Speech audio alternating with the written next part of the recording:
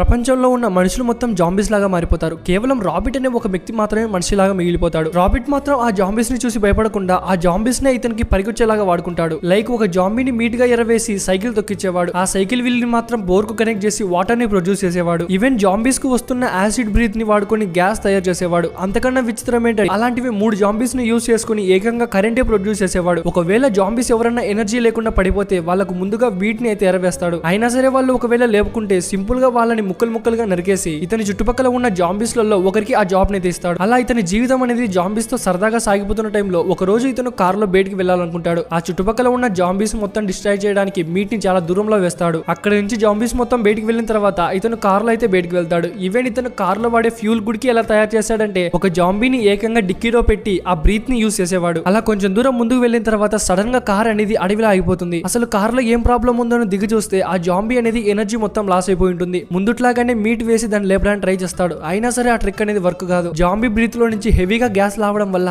Zombie మొత్తం week అయిపోయి ఉంటుంది. నట్ట అడవిలో ఇరుక్కున్న అతనికి ఏం చేయాలో అర్థం కాదు. వీడియోలు ఎంత ఎక్కువ కావడం వల్ల కామెంట్ లో మర్చిపోకుండా పార్ట్ 2 ని టైప్ చేయండి. అలాగే ఈ వీడియో ఇంకో 10 మందికి రీచ్ కావాలంటే మీ లైక్ అనేది చాలా ఇంపార్టెంట్. సో వీడియో నచ్చినట్లయితే లైక్ చేయండి అండ్ పార్ట్ 2 కోసం సబ్స్క్రైబ్ చేసుకుని బెల్ ఐకాన్ అయితే ఆల్ లో పెట్టుకోండి.